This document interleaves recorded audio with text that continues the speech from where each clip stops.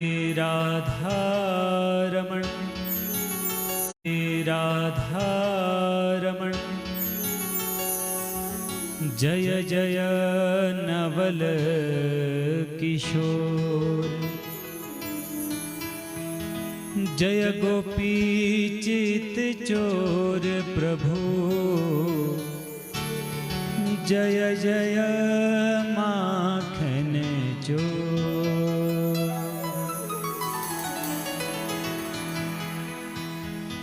हरे कृष्ण कृष्ण कृष्ण हरे हरे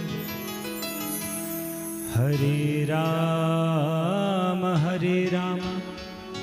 राम राम हरे हरे। बोलिए भागवत भगवान की, वृंदावन बिहारी लाल की जय, राधा मैया की जय, श्री श्री महादेव भगवान की जय, श्री परशुराम भगवान की जय, श्री श्रीगुरु महाराज की जय, श्री विजट महाराज की जय। बोलिए जगदम्बा महामाया की जय। श्री राम जय जय जय राम, श्री राम जय राम जय जय राम, श्री राम जय राम जय जय राम, श्री राम जय राम जय जय राम, श्री राम जय राम जय जय राम, श्री राम जय राम जय जय राम, श्री राम जय राम जय जय राम, श्री राम जय राम जय जय राम, श्री राम जय राम जय जय राम।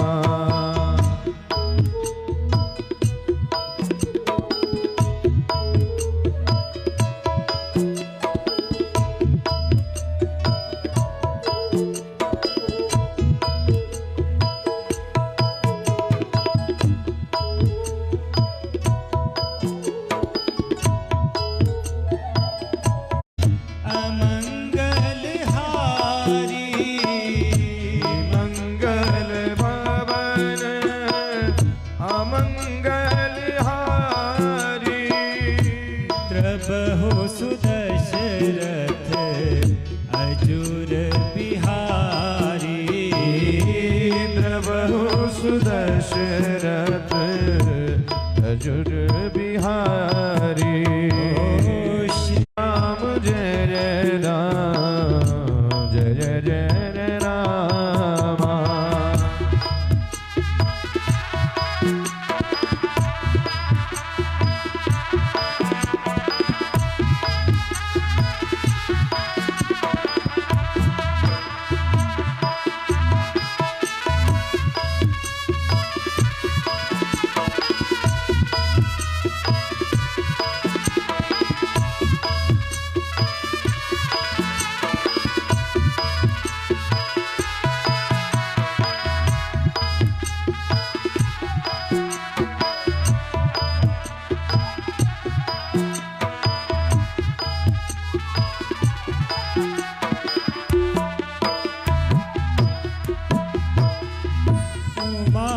कहूँ मैं अनुभव अपना, कहूँ मैं अनुभव अपना,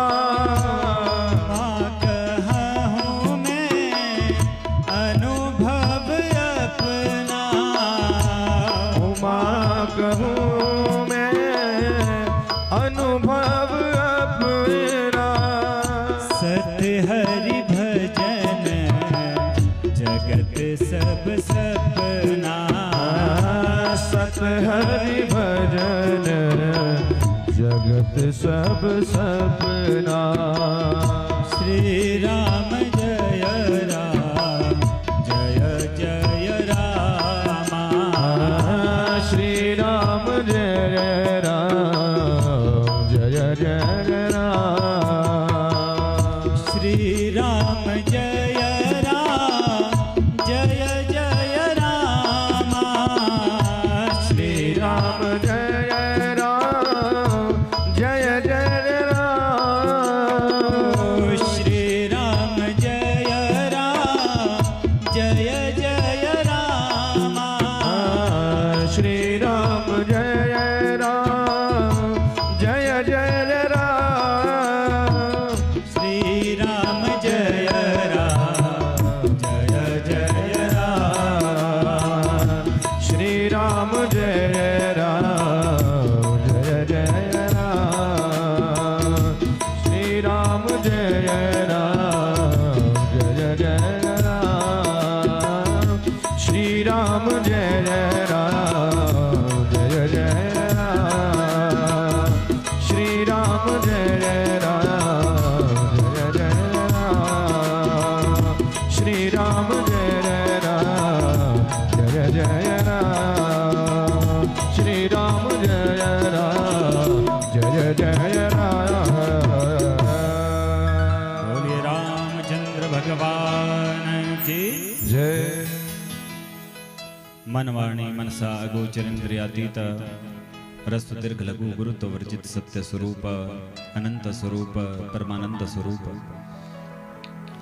परम पुरुष प्रभा रहित आधार रहित निर्विकार आकृति रहित निर्गुण निराकार सगुण साकार निर्विकल्प निरारंभ माया रहित उपद्रव रहित अद्वितीय आद्यंत रहित चिदात्मक परात्पर परम ब्रह्म परमेश्वर अनंत कोटि ब्रह्मांड नायक देवादिदेव वैकुंठाधिपति द्वारिकाधिपति महाप्रभु के श्री पाद पद्मों में शत शत कोटि कोटि अभिनंदन अनंत मस्तक नमन एवं वंदन।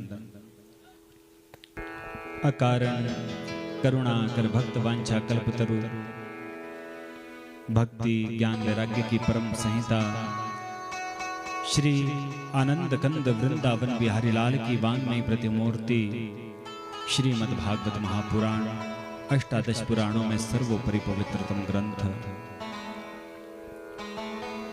गोविंद की आह्लादिनी शक्ति रासरासेश्वरी जगदम्बा श्री जी के चरणारविंदों में शत शत नमन।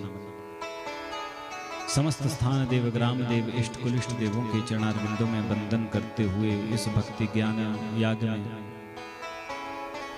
विप्र बंधुओं द्वारा मंडपस्थ समस्त आवाहित प्रतिष्ठित पूजित देव वर्ग ऋषि वर्ग एवं पितृवर्ग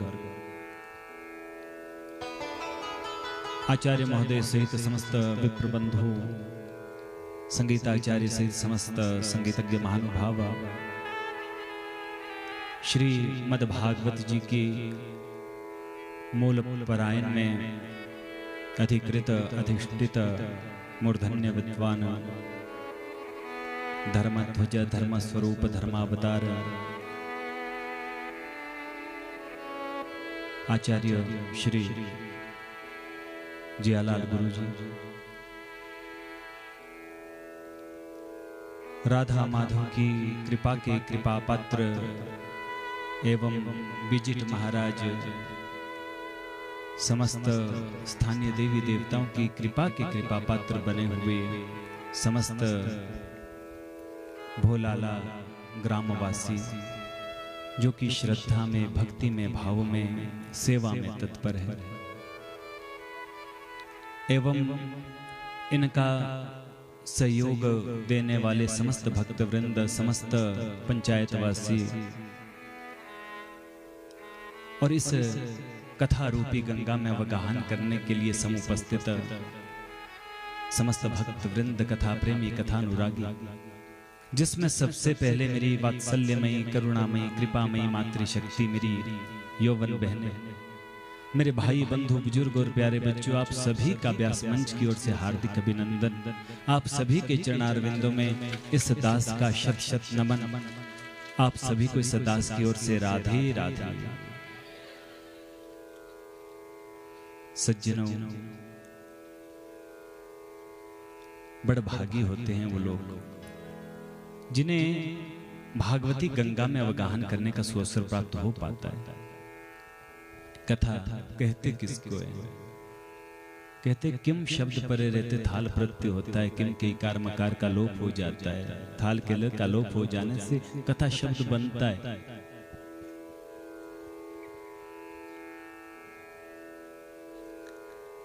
अब ज्यादा घुमा के नहीं, सीधी सी बात आप समझ लीजिए। हमारे हृदय में काम है, विकार है, कहीं काम है, लोभ है, मोह है। इन समस्त शत्रुओं को हमारे हृदय से हटा करके हमारे हृदय को जो ठाकुर जी के चरणारविंदों में लगा दे, उसी का नाम तो कथा है। जीवन को जीने की शैली जिस कथानक से हमको प्राप्त होती है, उसी को कथा बोला जाता है। और ये कथा कैसी है? बोले कथा गंगा है।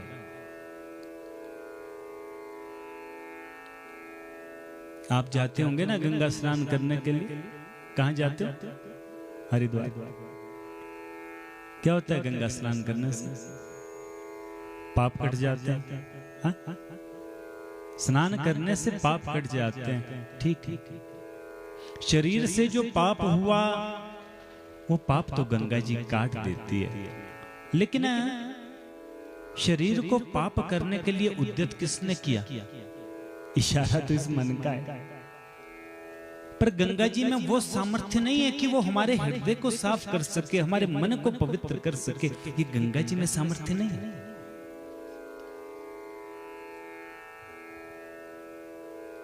यदि मन को पवित्र करना हो, मन पवित्र हरि भजन सो। ये भगवान की जो कथा गंगा है ना सज्जनों, ये मन को पवित्र कर देती है। गंगा स्नान करना है तो हरिद्वार में जाना पड़ेगा, हरिद्वार के लिए निकलना पड़ेगा। लेकिन ये जो भागवती गंगा है महाराज जी, ये तो खुद चल करके आपके घर द्वार तक आ जाएगी। बस इसको बुलाने के लिए अपने हृदय में थोड़ा भाव चाहिए, थोड़ा प्रेम चाहिए।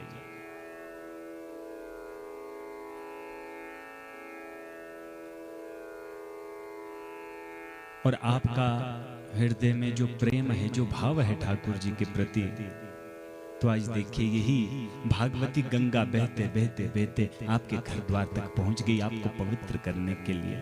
और घर में आई हुई गंगा में भी यदि हम अवगाहन नहीं करेंगे, स्नान नहीं करेंगे, तो बताओ हमसे बड़ा दुर्भाग्यशाली कोई हो सकता है क्या?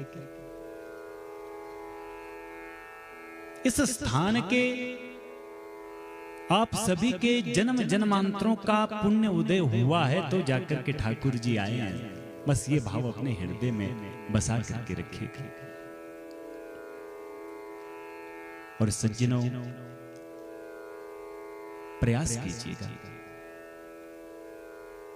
कि इस कथा से कोई ना कोई सूत्र हम ग्रहण करें।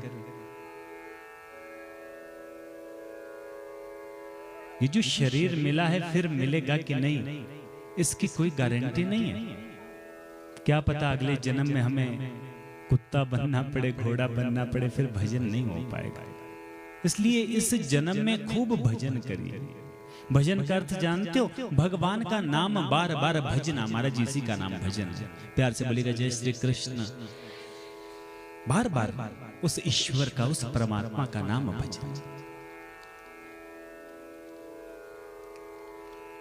और ये जो मनुष्य शरीर दिया है, इसका सदुपयोग हो जाए, किसी भी तरह से गोविंद के चरणारविंदों में भक्ति हो जाए, प्रेम हो जाए, यही तो मनुष्य शरीर का मुख्य लक्ष्य है। अब चर्चा चली, प्रारंभ में ही याद आ गई बात। काशी में एक विद्वान थे, एक पंडित जी थे, और उनके पास एक मछुआरों का बेटा रहता था, बच्चा रहता था उनके यहाँ। उनका थोड़ा कार्य कर देता था, गैयों को घास आदि डाल देता था। पंडित जी वक्ता थे, बड़े अच्छे कथा वक्ता। कुछ समय व्यतीत हुआ, ना जाने क्या हुआ होगा सज्जनों, ये जो छोटा सा बालक है ना, इसकी मृत्यु हो गई। उन मछुआरों को बुलाया गया, खूब रोना धोना हुआ। पंडित जी के पास जो कुछ संपत्ति थी उनका सहयोग किया, भाई मालूम नहीं कैसे मर गया, क्या हो गया। समय व्यतीत तो होता गया 3 महीने का समय व्यतीत हुआ। ठंड का थोड़ा समय था। पंडित जी अब जप करने आए। संध्या बंदन ब्राह्मण करते ना, त्रिकाल संध्या बंदन करते, नहीं तो द्विकाल तो करना ही चाहिए। तो पंडित जी आए, उन्होंने कंबल ओढ़ करके रखा है और अपनी संध्या कर रहे थे। जैसे माला पकड़ी, सामने देखा कि कोने में वही जो मर चुका था ना, 3 महीने मर के हो गए, वो बिल्कुल खड़ा। पंडित जी तो घबरा गए। वो कहने लगा, पंडित जी आप डरिए मत, आप मुझको भूल गए क्या? अरे आपके यहाँ तो मैं काम करता, आपकी गैयों को घास डाला करता था। पंडित जी ने कहा, वो तो सब ठीक है, लेकिन तुम तो मर गए थे। बोले हाँ मर गया था, लेकिन हमको मरने के बाद वहां पर यमराज के पास जॉब मिल गई, नौकरी मिल गई, हम यमदूत बन गए। अच्छा, तो भैया यहाँ आना कैसे हुआ? बोले महाराज यहाँ पर जो ये सेठ जी है ना, बस इनको लेने के लिए आए और अभी 2 मिनट का समय है इनको ले जाने के लिए, इसलिए मैंने सोचा 2 मिनट का तो समय है, जरा पंडित जी का भी मैं दर्शन कर लूं। पंडित जी ने मेरी बड़ी सेवा करी थी, आप बहुत स्नेह बहुत प्रेम मुझसे करते थे, इसलिए सोचा आ गया। अरे सेठ जी कैसे मरेंगे? अभी तो आए थे, अभी इन्होंने अपने बेटे अपने पोते का विवाह मुझसे दिखाया और मैंने अभी तो मुहूर्त दिया 20 दिन के बाद। बोले पंडित जी वो तो मुहूर्त आपने दिया होगा, लेकिन ऊपर से उनका मुहूर्त आ चुका है जाने का। अच्छा तो ये तो बताओ मरेंगे कैसे वो? बोले मरने के लिए तो बस बहाना चाहिए होता है, जब समय पूरा हो जाता है ना कोई बहाना लगना चाहिए। अभी इनको उधर में दर्द हो जाएगी, पेट में दर्द हो जाएगी और बस हम ले चलेंगे इनको। अच्छा तो तुम ये तो बताओ कि यम में होता क्या क्या है? यमलोक में क्या क्या यातनाएं दी जाती हैं, क्या क्या वहां पर होता है? बोले पंडित जी मेरे पास केवल अब 1 मिनट का समय, और 1 मिनट में मैं ये सब कुछ बातें नहीं बता सकता। वहां तो बड़ा दुर्दशा होती है महाराज जी जीवों की। अच्छा पंडित जी अब समय हो चुका है, मैं निकलता हूं।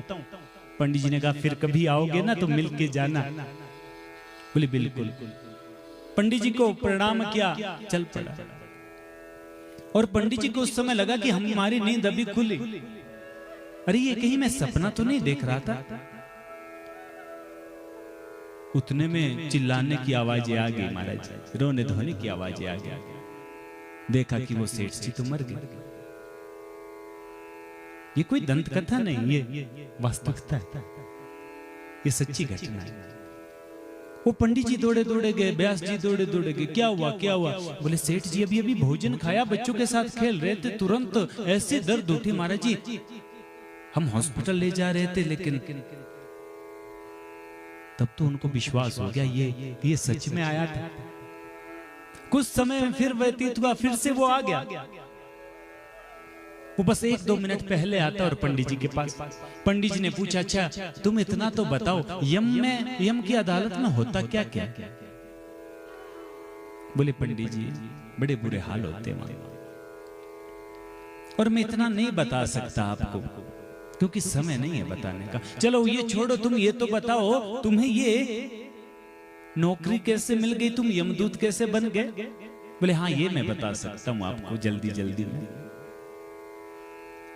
ऐसा होता है पंडित जी, 84 लाख योनियां हैं, 84 लाख शरीर होते हैं महाराज जी, और उन शरीरों में जो सर्वश्रेष्ठ शरीर है वो कौन सा? ये मनुष्य शरीर।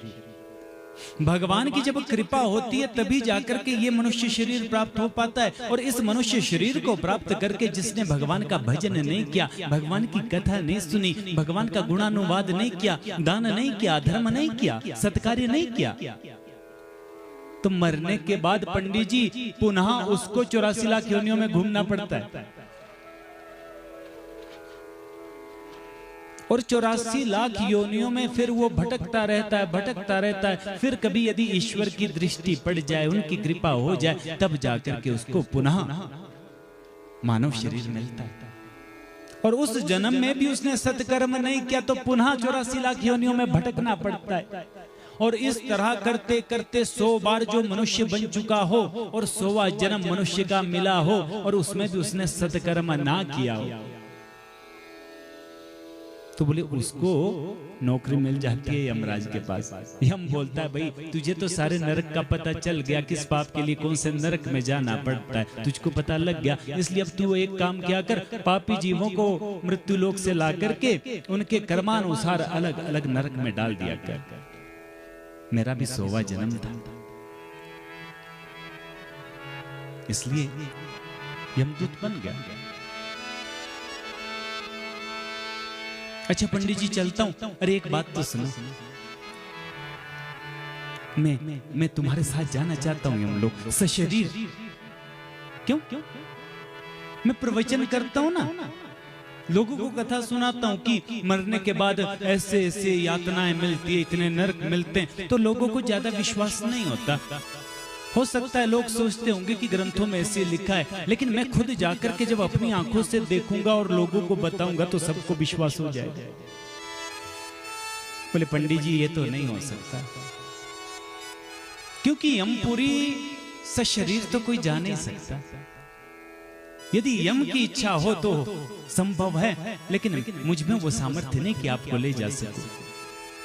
अच्छा तुम एक काम करना, कभी यदि समय मिले ना तो यमराज जी से जरूर प्रार्थना करना।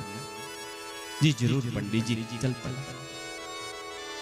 समय व्यतीत होता रहा और एक दिन की घटना है सज्जनों, यमराज उससे बड़े प्रसन्न हुए उस दूत से और कहने लगे तू समय का पालन करता है, ठीक समय पर जाकर के ठीक समय पर जीव आत्मा को पापात्मा को यहाँ पर लेकर के आता है, मैं तुझसे बड़ा प्रसन्न हूँ, तेरी कोई इच्छा?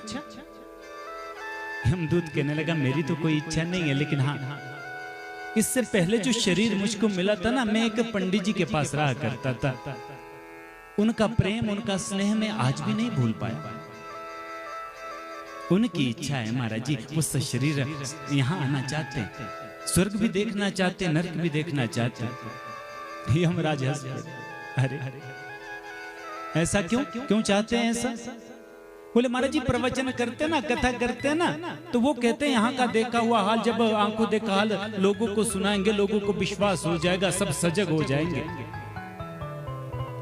यमराज ने कहा देखो पहली बात तो ये यदि नरक यहाँ का हाल देख लेगा ना तो पागल हो जाएगा, और पागल होने से अगर बच गया और यहाँ की बातें वहां सुनानी शुरू कर देगा ना तो लोग उसको वहां पर पागल बोलेंगे। पर चलो तुम्हारी इच्छा है, तुम चाहते हो उसको लाया जाए, जाओ अपने दूतों को साथ में ले जाओ। इस समय वो पंडित जी सो रहे हैं, ले आओ। 4 दूत गए महाराज जी, पलंग पर सोए थे पंडित जी, पलंग के सहित ही उनको ले आकर के सामने यमराज जी के सामने रख दिया। और जैसे ही आंखें खुली सामने देखा यमराज का भयंकर चेहरा, पंडित जी तो डर गए। दूत ने कहा पंडित जी डरिए नहीं, आप ही तो कहते थे कि यमपुरी देखनी है। यमराज ने आदेश दिया इनको दिखाओ। और जैसे ही प्रविष्ट हुए सबसे पहले क्या देखते महाराज, एक बहुत बड़ा क्षेत्र है जिसमें अंगारे ही अंगारे बिछे, और अंगारे कितने बोले घुटनों तक। उसमें जीव जल रहे हैं, भटक रहे हैं, इधर उधर भाग रहे हैं, लेकिन वहां से बाहर निकलने का कोई रास्ता नहीं, उसमें यातना भोग रहे हैं। थोड़े आगे निकले, आगे जाकर के क्या देखते हैं, बड़े बड़े बलिष्ठ यमदूत नुकीले शस्त्रों से जीवों को काट रहे हैं, एक एक टुकड़ा कर रहे हैं उनके शरीर का, गरम कढ़ाई में डाल रहे हैं, उबल रहे हैं। वो जो शरीर होता है ना वो मरता नहीं है। अभी का जो हमारा शरीर है ना, इसको तेल के कढ़ाई में कोई डाले खोलते हुए कढ़ाई में, तो ये शरीर हमको छोड़ देगा महाराज। लेकिन वहां पर एक शरीर मिलता है अंगूष्ठा मात्र, वो यातना भोगने के लिए मिलता है। उसे आप जलाओ। अभी जलने से जितनी हमको कष्ट होगा ना, वहां भी उतना ही होगा। अभी तो हम मर जाएंगे महाराज जी, लेकिन वहां पर मर नहीं सकते, वहां तो कष्ट ही सहना पड़ता। पंडित जी ने बस इतना सा देखा, आंखें बंद करी, कहा चलो चलो बस। अरे पंडित जी अभी तो आपने एक दो ही देखे, अभी तो बहुत है। बोले नहीं बस। वापस मार्ग में आ रहे थे, यमराज ने कहा अरे पंडित जी आप अभी अभी आ गए, अभी तो गए थे।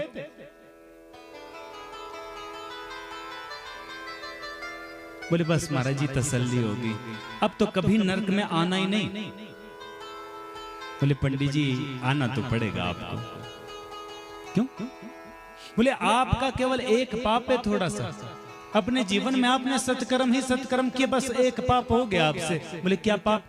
बोले आपका एक मोची था, आप उसके पास चरण पादुका जूते लेने के लिए गए थे, और उसने कहा था कि ये 4 रुपए के जूते, और आपने केवल 2 रुपए ही दिए, और साथ में आपने उससे कह दिया था देखो मैं तुम्हारा पंडित नहीं हूं क्या, 2 रुपए कम नहीं कर सकते। तुमने 2 ही दिए, और वो जो उसकी मेहनत थी ना वो भी तुमने उसको नहीं दी,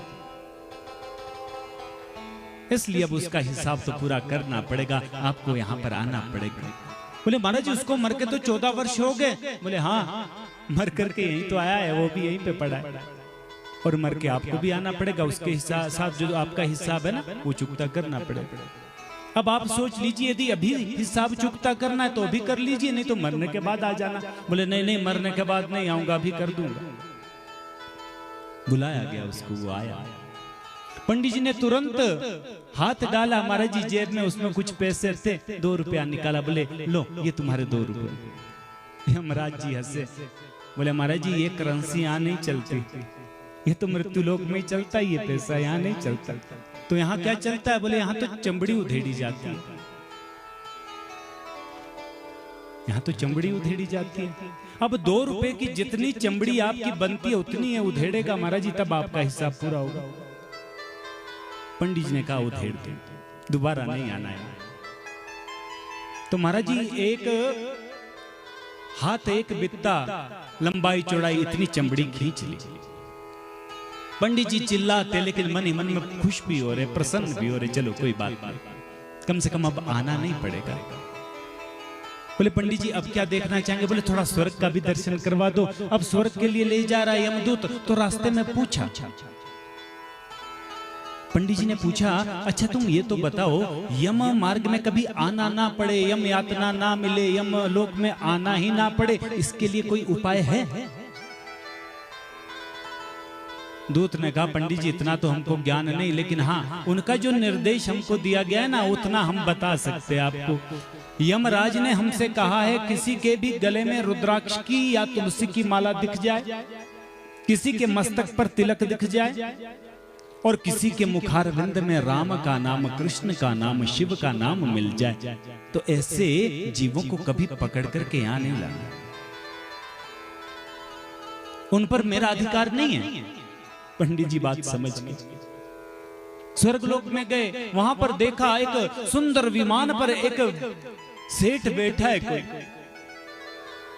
समस्त देवता चामर डुला रहे हैं, अप्सराएं नृत्य कर रही हैं, लेकिन वो बार बार मूर्छित हो रहा है, बार बार मूर्छित हो रहा है। पंडित जी ने पूछा अरे इतना आनंद यहाँ पर है फिर भी इसको मूर्छा आ रही है, क्या बात है? बोले महाराज जी बात ऐसी है कि अब इसके वंश में एक ऐसा व्यक्ति उत्पन्न होने जा रहा है जो नास्तिक होगा, धर्म कर्म को मानने वाला नहीं होगा, धर्म कर्म को करने वाला नहीं होगा, जिसके फलस्वरूप इसको नरक में जाना पड़ रहा है। ये सोच करके ही इसे बार बार मूर्छित हो रहा है, मूर्छा रही है। पंडित जी ने कहा ये तो ठीक बात नहीं। अब आगे बेटा आगे पोता यदि कुकृत्य करने वाला हो तो फिर बाप दादा स्वर्ग से उनका पतन नरक में क्यों होना चाहिए? जिसने पाप किया उसको नरक में जाना चाहिए। बोले वो तो जाएगा, लेकिन इसकी जब मृत्यु हुई ना तो अपने घर अपने परिवार के प्रति जो उसकी आसक्ति थी वो छूटी नहीं। मरते समय भी से मोह रहा अपने परिवार से, अपने घर से, इसलिए अब घर में जो आगे उत्पन्न होने वाली संतानें हैं, संततियां है, वो यदि धर्म कर्म करेगी तो स्वर्ग से वो बैकुंठ को भी प्राप्त हो सकता है, उसकी परम गति उसे प्राप्त हो सकती है। वही इसके नीचे कुल में यदि कोई महापापी होगा ना, तो स्वर्ग में भी किसी कोई गया हो, स्वर्ग से भी उसका पतन हो सकता है, नरक में जाना पड़ सकता है। ये सारी बात सुनो, बोले बस समझ गया, अब वापस ले चल। और दूतों ने महाराज जी ऐसे वापस रख दिया उनको कि उनकी आंखें खुली, उनको फिर से यही लगा मैं सपना देख रहा था क्या। और जैसे पंडित जी ने उठने का प्रयास किया, देखा पूरा बिस्तर महाराज जी रक्त से गीला हुआ, खून ही खून। पंडित जी चीख रहे, ये क्या हुआ? सब लोग आए, अरे क्या हुआ क्या हुआ क्या हुआ? घर परिवार वाले वो कहने लगे क्या बताऊं, ये मोची था ना, 2 रुपए की खातिर उसने ये चमड़ी निकाल दी। घर वाले बोलते पागल हो गए, उसे तो मरे हुए भी 14 वर्ष हो गए। अरे हाँ, मैं यमपुरी गया था ना, वहां पर बड़ी यातनाएं मिलती है। घर में जो बेटे थे, जो पत्नी थे, बोले इनका फ्यूज गया। प्यार से बोलेगा जय श्री कृष्ण। हाँ, अब इनको तो शॉट लगाना पड़ेगा, क्या उल्टी सीधी बातें कर रहे। पंडित जी ने बड़ा प्रयास समझाने क्या किया, लेकिन कोई समझ नहीं पाया। पंडित जी ने सोचा अब काहे को संसार में पड़ना, किस किस को मैं समझाता रहूंगा, कोई मानता नहीं, इसलिए अपने आप को तो मैं पवित्र कर दूं।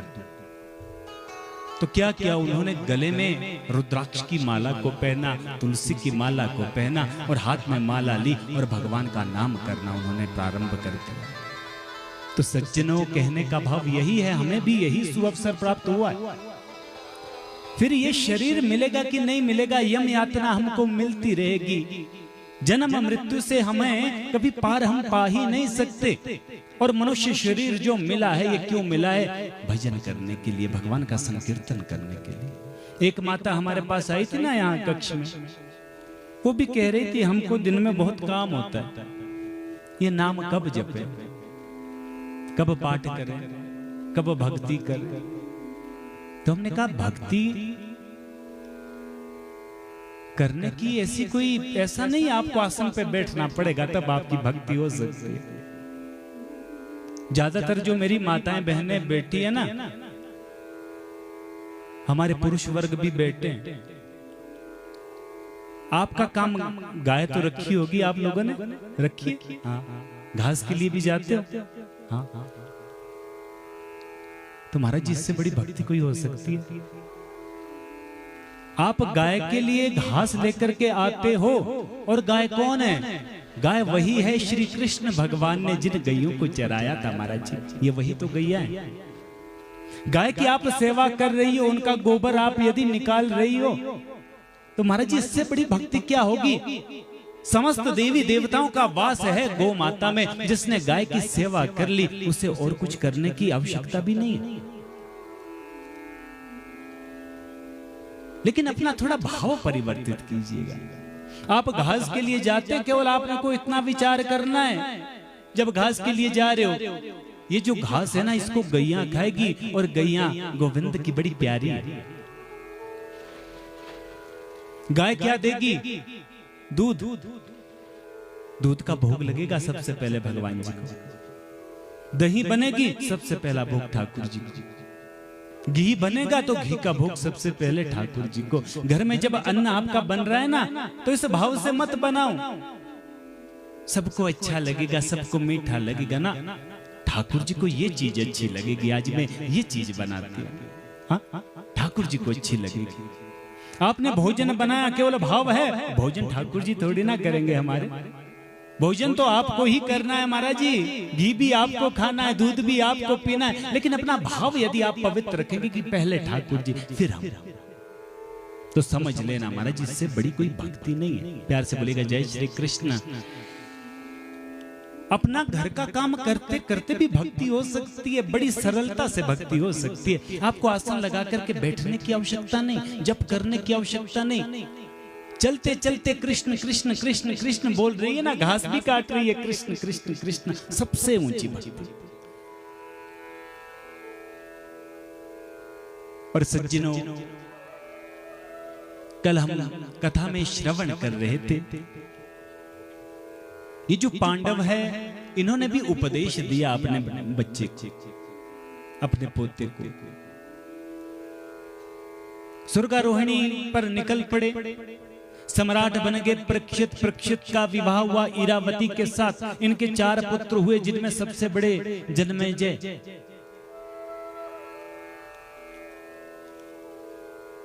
अब 50 वर्ष से ऊपर इनकी आयु हो गई।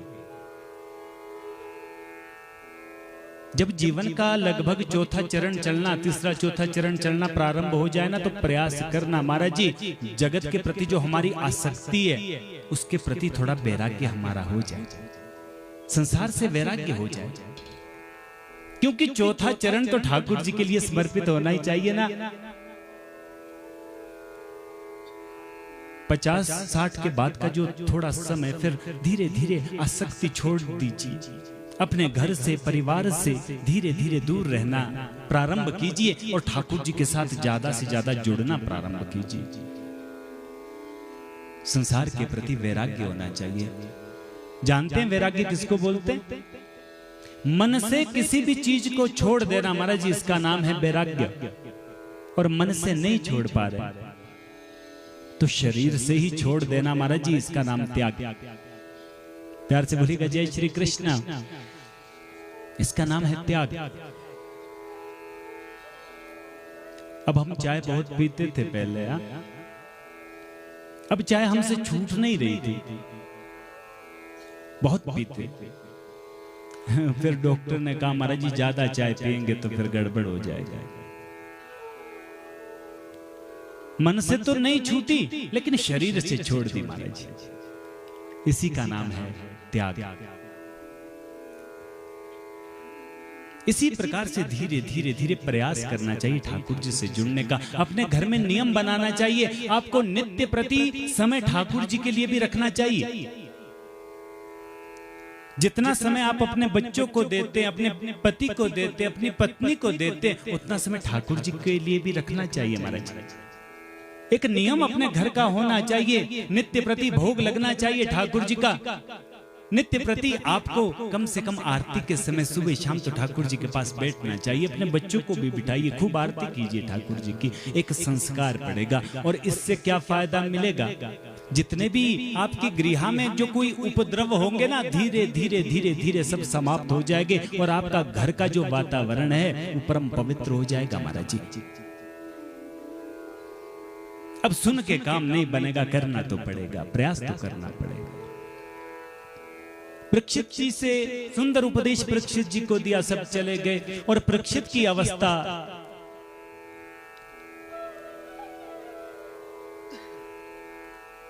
वानप्रस्थ की आ गई महाराज जी, सन्यास का थोड़ा समय उनका आ गया। अब मन ही मन में विचार करते, मैंने तो खूब राजपाठ कर लिया, अब थोड़ा थोड़ा सत्कर्म भी तो करना चाहिए।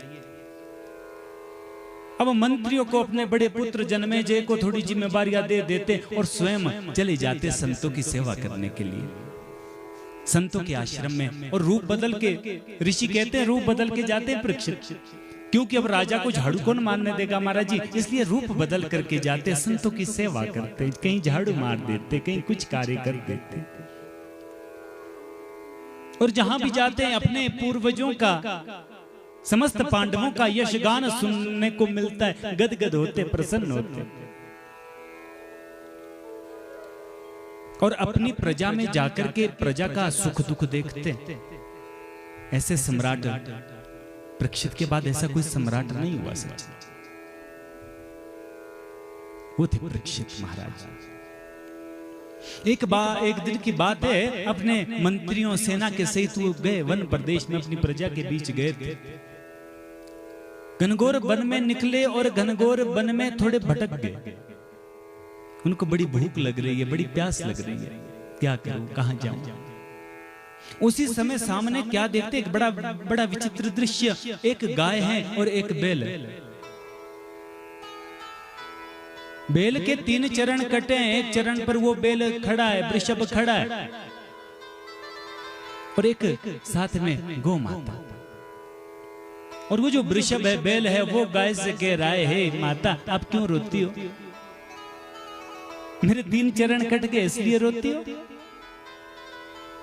या फिर इसलिए रो रही हो कि भगवान कृष्ण इस धराधाम को छोड़ करके चले गए, इसलिए आपको रोना आ रहा है? क्यों रोती हो?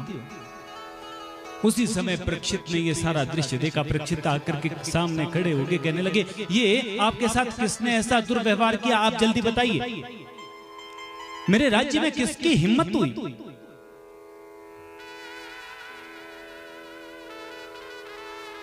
और ये वृषभ है कौन? ये धर्म है महाराज। और धर्म के कितने चरण? 4 चरण, जिसमें से तप, पवित्रता, दया और सत्य, ये 4 चरण बताए गए हैं धर्म के। और जो अधर्म के अंश है उन्हीं से ये धीरे धीरे एक एक चरण कट रहा है। बहुत समझने की बात है। जो तप है, तप को नष्ट करने वाला क्या है? बोले गर्व, अहंकार। आज अहंकार ने महाराज जी तप को नष्ट कर दिया। अब तप कहां रह गया? आज तो केवल नाटक बनकर के रह गया हमारा जब तप पाठ सब। अब कहां तपस्या हो पाती है? क्यों? क्योंकि गर्व ने, अहंकार ने उसको मूलतः नष्ट कर दिया, विनष्ट कर दिया। और जो दूसरा चरण था पवित्रता, अब पवित्रता कहां रह गई? खाने पीने में पवित्रता नहीं रह चुकी हमारा।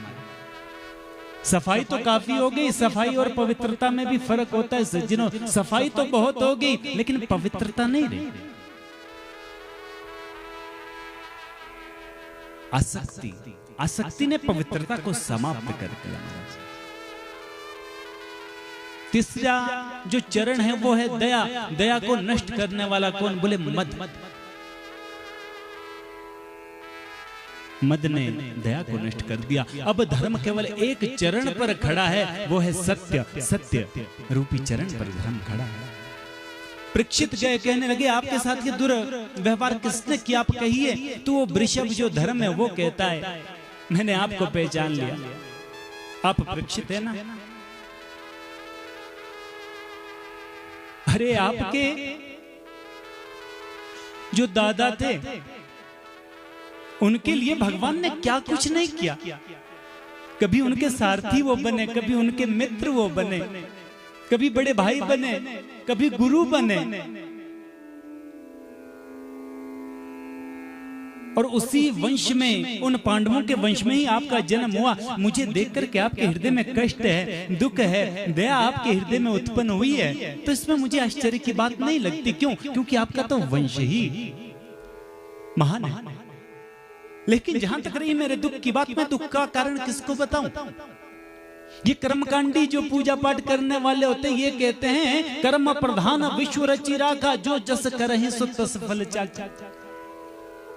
कर्म प्रधान है, जैसा हम कर्म करते हैं वैसा हमको भोगना पड़ता है। ये कर्मकांडी बोलते। यदि इनकी बातों पे विश्वास किया जाए, मेरे जो ये 3 चरण कट गए, ये मेरा कर्म होगा, फिर किसको मैं कहूं कि इसने मुझे कष्ट दिया? क्योंकि सुख दुख अपने कर्म से मिलता है। तो आज मेरे 3 चरण कट गए तो ये मेरा दोष होगा, मेरा ही कर्म होगा। यदि वेदांतियों से बात सुनो तो वेदांती कहते हैं कि शरीर का जन्म होता है, मरता भी शरीर है, आत्मा ना जन्म लेती है ना इसका मरण होता है। उनकी बात पर विश्वास करो तो ये शरीर कट गया है ना, मैं तो शरीर नहीं हूं, मैं तो आत्मा हूं। मीमांसा के जानकार कहते हैं कि सुख भी कुछ नहीं होता, दुख भी कुछ नहीं होता, ये सब मन की मान्यता है। मन ने जिसको मान लिया वही सुख है, मन ने जिसको मान लिया वही दुख है। वास्तव में सुख दुख कुछ होता ही नहीं। हमको जो काजू बादाम खा करके जिस आनंद की अनुभूति होती है ना, एक पशु को हरी हरी घास खाने से भी वही अनुभूति होती है। एक व्यक्ति ने सोच लिया कि डनलप के गद्दे हो, ऐसी वाला कमरा हो, उसी में ही नींद आ सकती है, उसके सिवा हमको नींद आती नहीं। ये उसकी सोच, उसको आएगी वहां पर नींद। लेकिन जरा विचार करके देखिए एक किसान होता है ना, हल जोतने जब जाता है बैलों के साथ, बड़ी दोपहरी आ जाती है महाराज जी, तब अपने बैलों को वो खोल देता है, उन्हें जल पिला देता है और घास खाने के लिए छोड़ देता है, और खुद एक वृक्ष के नीचे एक पत्थर का तकिया बना करके उस भूमि पर सो जाता है। ऐसी मीठी नींद उसे वहां पर आ जाती है, पूछो। तो ये सब मन की मान्यताएं हैं, वास्तव में सुख दुख कुछ होता नहीं। यदि ये बात माननी जाए तो मेरे 3 चरण कट गए। यदि मैं दुख मानूंगा तो यही दुख हो जाएगा, यदि इसी को सुख मानूं तो सुख हो जाएगा।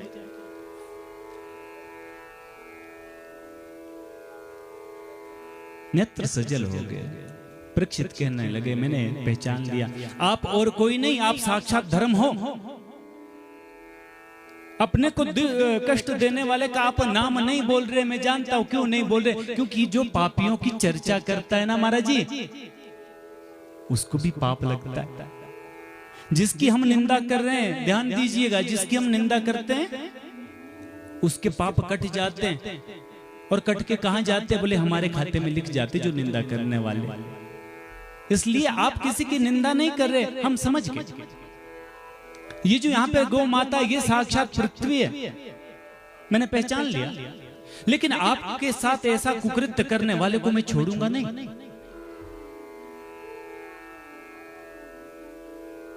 उसी समय वहां पर एक काला सा पुरुष आया, हाथ में तलवार लेकर के महाराज जी राशि वस्त्र धारण किए, और जैसे ही वो एक चरण पर धर्म खड़ा है, उस चरण को भी काटने का प्रयास करने लगा, वैसे ही धनुष बाण लेकर के सामने चले गए। परीक्षित कहा, मेरे सामने तुम ऐसा कुकृत्य नहीं कर सकते। और जैसे मारने के लिए उद्यत हुए, वैसे ही अपने समस्त राशि वस्त्र उतार दिए, तलवार फेंक दी और चरण में आ गया। क्षमा कीजिए, क्षमा कीजिए। तुम कौन हो? मेरा नाम कलयुग। अच्छा, तो तुम हो कलयुग। तुमने हिम्मत कैसे की मेरे राज्य में आने की, इस प्रकार के कुकृत्य करने की? मैं तो अभी तुम्हें मृत्यु दंड दे देता, लेकिन जाते जाते मेरे पूर्वजों ने मुझसे कहा था, शरण में यदि शत्रु भी आ जाए ना, तो एक बार तो उससे भी क्षमा कर देना। उनके वचनों का पालन करते हुए तुम मेरी शरण में आए हो, इसलिए मैं तुम्हें छोड़ रहा हूं। जाओ, मेरे राज्य से दूर रहो, मेरे राज्य में प्रवेश नहीं मिलेगा। बोले महाराज जी, तो कहां जाऊं?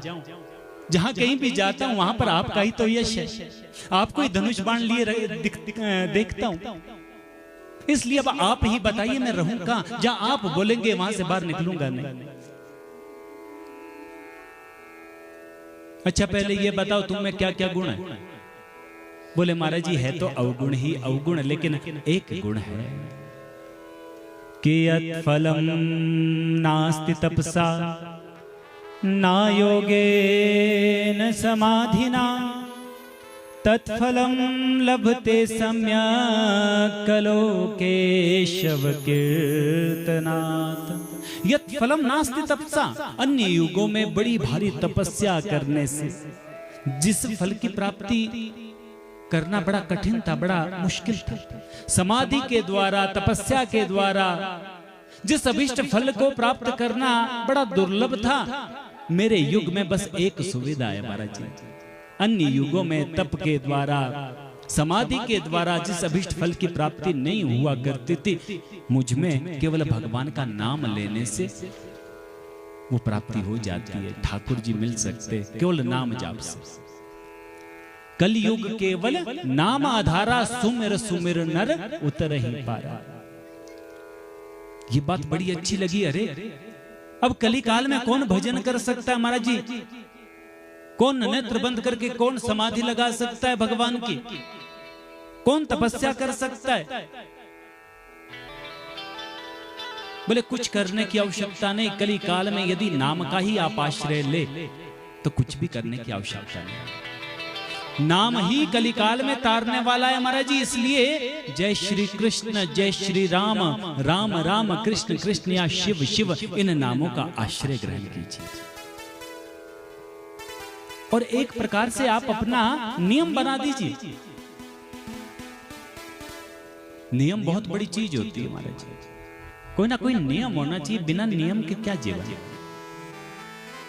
प्रातः काल उठ करके स्नान करके पहले भगवान जी का यजन पूजन होगा।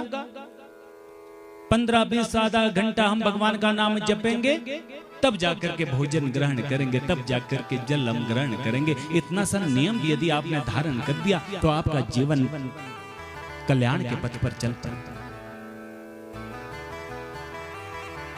कोई ना कोई नियम होना चाहिए। और नित्य कम से कम 3 रोटियां रखनी चाहिए माताओं, कम से कम 3 रोटी। पहली रोटी किसके लिए? गाय के लिए। दूसरी, तीसरी, दूसरी कुत्ते के लिए, तीसरी। अच्छा हुआ बता दें। आप रखते हो? कौन कौन रखता है? वाह, बहुत अच्छी बात, बहुत अच्छी बात। ये रखना चाहिए महाराज।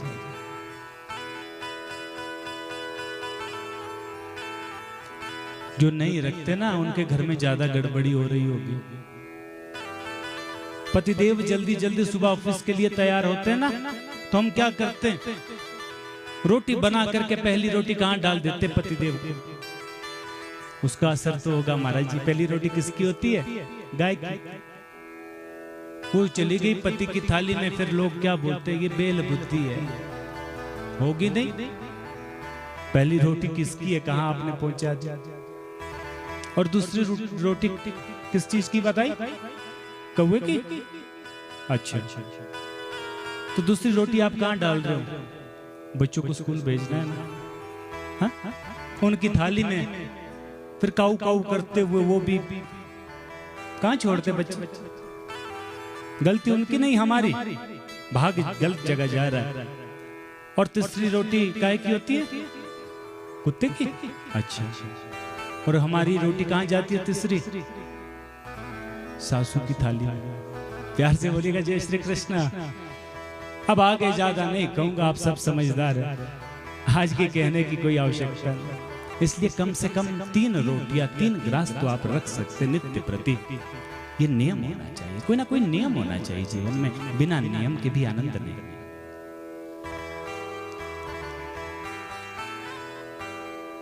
परीक्षित ने कहा, ये बात बड़ी अच्छी लगी, भगवान का नाम कलिकाल में तार देता है, कुछ करने की आवश्यकता नहीं। अरे कलियुग के जो लोग हैं, उनके कल्याण का ये सर्वश्रेष्ठ साधन है। जब पाठ करने की जरूरत नहीं, बस राम राम राम राम राम, कृष्ण कृष्ण कृष्ण कृष्ण, तर जाएगा व्यक्ति। प्रसन्न हो गए, इसलिए कहा चलो मैं तुम्हें कुछ घर देता हूं रहने के लिए। द्यूतम पानम श्रिया सोना यत्र धर्माश चतुर्विधा। 4 स्थान दे दिए, 4 कमरे दे दिए महाराज जी। सबसे पहला जुआ, दूसरा स्थान मदिरा, तीसरा स्थान जहां लंपट पुरुष जाते हैं, पर स्त्री के प्रति जो हमारे आकर्षित होता है, पर स्त्री में जो आसक्त होता है, और चौथा जहां हिंसा होती है, निरपराधों का वध किया जाता है महाराज जी। ये 4 स्थान दिए हैं कलिकाल को। कितने स्थान जी? 4। और जो अपना कल्याण चाहता है ना, हमेशा इन 4 स्थानों से बचने का प्रयास कीजिएगा। यहां पर साक्षात कलिकाल ही वास करता है। 4 रूपों में वास करता है कलिकाल। पहला स्थान कौन सा? कौन सा बताया पहला स्थान जहां कली युग रहता है? जुआ। जुए में असत्य के रूप में कलिकाल का वास है महाराज जी। झूठ के रूप में रहता है जुआ। सत्य से कभी भी जुआ जीता नहीं जा सकता महाराज जी। यदि सत्य से जुआ जीता जाता तो धर्मराज युधिष्ठिर कभी जुए में हारे ना होते महाराज जी।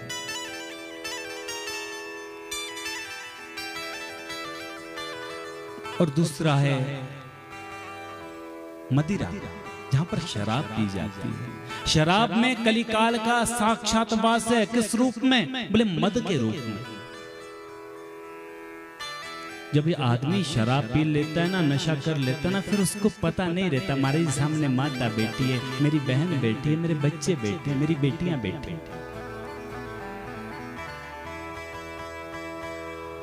और ये महापाप है। आपको मालूम, मदिरा बनाते हुए जितने कीड़े उसमें मरते हैं ना, उसको पीने वाला जो व्यक्ति है उतने जन्मों तक नरक में पड़ता है। पाप कुंभी नाम का एक नरक है, उसमें पड़ा रहता है। और उसके बाद जल्दी जल्दी मनुष्य का शरीर नहीं मिलता, कुकर सुकर की योनियों में भटकता रहता है। गरुड़ पुराण में लिखा है। प्यार से बोलेगा जय श्री कृष्ण।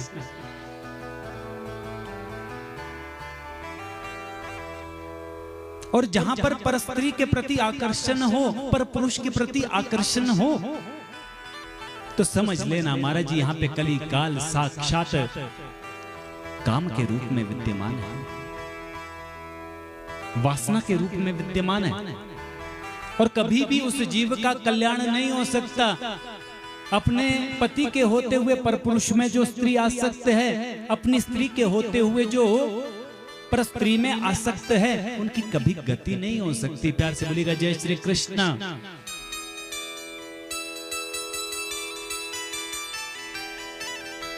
काम के रूप में वास करता है, वासना के रूप में कलिकाल वास करता है। और जो चौथा स्थान दिया, जहां पर हिंसा होती है, वहां वैर के रूप में वास करता है कलिकाल। जहां पर निरपराधों का वध किया जाता है महाराज जी, वहां पर साक्षात कलिकाल का ही वास है। और सूत जी महाराज कहते हैं, शौनकादि ऋषियों, जो अपना कल्याण चाहता है इन चारों स्थानों से दूर हट जाए, इन चारों स्थानों पर कभी ना जाए। कलयुग ने कहा महाराज जी आपने जैसी शक्ल देखी काली सी, वैसे कमरे भी दे दिए काले काले। चलो 4 कमरे आपने दिए, 4 कमरों में हमारा परिवार लंबा चौड़ा है, चलो एडजस्ट कर लेंगे। पर एक तो अच्छा सा कमरा भी दो ना, ड्राइंग रूम दो। वही मेहमान को बिठाने के लिए एक तो अच्छा सा कमरा होना चाहिए अपने पास, जहां पर मेहमानों को बिठाए। कहते हैं उस समय इतने प्रसन्न हो गए थे परीक्षित। क्यों? क्योंकि कलिकाल ने इनका जो गुण सुन लिया था ना, वही इनके दिमाग में चल रहा था। अरे भगवान का बस नाम कृष्ण कृष्ण, परम गति प्राप्त। कलयुग ने पूछ लिया महाराज जी एक घर और मिलता अच्छा सा, बोलो कौन सा घर चाहिए? बोले स्वर्ण में वास मिल जाए तो कहना है। कहा जाओ, स्वर्ण में वास दिया। और उसी समय सूक्ष्म रूप धारण कर दिया कलिकाल ने। पहले तो कलिकाल विचार कर रहा था ना, जो 4 स्थान हमको दिए हैं उनमें से एक भी स्थान पर कभी परीक्षित जाता नहीं है। अरे जिस राज्य में रह करके राजा पर अपना प्रभाव ना पड़े, उस राज्य में रहने का क्या फायदा? फिर कहा स्वर्ण, राजा के मुख से निकल गया, दिया। उसी समय सूक्ष्म रूप धारण करके उस स्वर्ण मुकुट में प्रविष्ट होकर के मस्तिष्क में प्रवेश कर गया कलिकाल, और बुद्धि को भ्रष्ट कर दिया। प्यार से बोलेगा जय श्री कृष्ण, जय श्री कृष्ण। और सज्जनों मति भ्रमित हो गई। यहां पर किसी ने पूछ लिया महाराज जी, एक बात तो समझ में नहीं आई कि भगवान अपनी विभूति वर्णन करते हैं। जब एकादश स्कंद में भगवान बोलते हैं, गीता जी में भी आता है कि धातु नाम अस्मिन कांचनम, समस्त धातुओं में जो स्वर्ण है ना वो मेरा रूप है, ये भगवान कहते हैं। हिरण्यगर्भ भी उनको बोला जाता है। ये बात समझ में नहीं आई महाराज जी, जिसमें पहले ही भगवान बैठे उसमें कलयुग कैसे बैठ सकता है? बोले बहुत समझने की बात है। मेहनत से जो हम धन कमाते हैं महाराज जी, उस धन में, उस संपत्ति में, उस स्वर्ण में सदैव नारायण का वास है। लेकिन किसी को कष्ट दे करके, किसी को दुख दे करके, किसी को धोखा दे करके, कपट करके जो धन संपत्ति स्वर्ण कमाया जाता है, उसमें नारायण का वास नहीं, उसमें साक्षात कलिकाल का वास होता है। और वो धन, वो संपत्ति आपका विनाश करने के लिए ही आपके पास आई है। उसमें साक्षात कलिकाल का वास है। और ऐसे यदि देखा जाए ना, मैं आपसे बार बार कह रहा हूं ना कि भोग लगाना जरूरी है, जरूरी है। क्यों? क्योंकि इसमें भी दोष है महाराज जी। कलिकाल में तो हर वस्तु में दोष है। आप सेब ज्यादा लगाते हो, वो स्प्रे आदि करते हो, करनी पड़ती है, तो उसमें भी कई कीट मरते होंगे ना आपके स्प्रे के साथ। मरते कि नहीं? जीव हिंसा तो हुई। उसको बेच दिया, उससे पैसे आ गए, आपने अपने लिए कुंडल लेकर के आप आए, खाने पीने की वस्तु आपने घर में ले आए, अपने लिए वस्त्र आपने सुंदर लाए, तो उसका जो दोष है आपके वस्त्र में भी आ गया, उस अन्न में भी आ गया, आपके श्रृंगार में, आपके आभूषणों में भी आ गया। तो ये सबसे सरल उपाय है महाराज जी इस दोष से निवृत्त होने का कि ठाकुर जी को आप सबसे पहले समर्पित करिए। जब भोजन बनता है सबसे पहले ठाकुर जी को जितना भी दोष है वो सब समाप्त। नए वस्त्र आप लाते हो ना, तो सबसे पहले ठाकुर जी को अर्पित कीजिए, फिर जाकर के पहनिए, फिर वो प्रसाद है। जो कोई आभूषण आप लेकर के आते हो सबसे पहले ठाकुर जी को पहना दीजिए, उसके बाद आप प्रसाद रूप में ग्रहण कीजिए। समस्त दोष, समस्त पाप सब नष्ट हो जाएगा। इसलिए भोग लगना चाहिए। हर चीज को पहले ठाकुर जी को अर्पित कीजिए, फिर आप ग्रहण कीजिए। किसी ने पूछ दिया महाराज जी ये जो मुकुट में प्रवेश कर दिया, ये जो सोने का मुकुट है, ये क्या पांडवों का मेहनत की कमाई का नहीं था, पाप की कमाई का था जो कलयुग प्रवेश कर गया? सूची महाराज जी ने कहा ये पांडवों का नहीं है, ये तो जरासंध का है।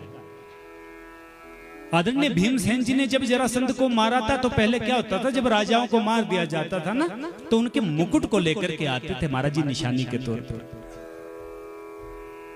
उसके मुकुट को लेकर के आए थे भीमसेन जी और अपने कोष में रख दिया था उस मुकुट को, और अपने आज राजकोष में घूम रहे थे। परीक्षित आने से पहले उनको दिखा एक सुंदर सा मुकुट।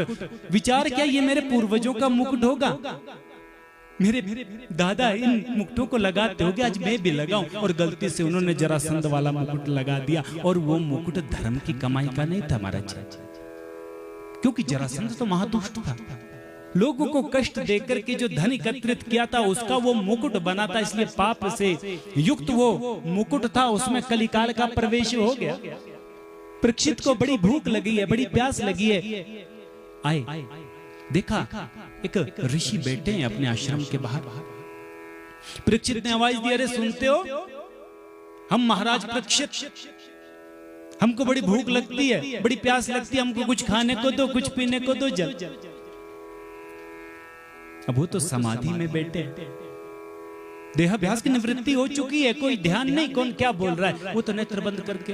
परीक्षित को लगा अच्छा नाटक करते, इन्होंने सोचा होगा कि भाई अब उठना पड़ेगा, इनके लिए खाने की व्यवस्था, जल की व्यवस्था करनी पड़ेगी, इसलिए आंखें बंद करके बैठ गए, नाटक कर रहे हैं।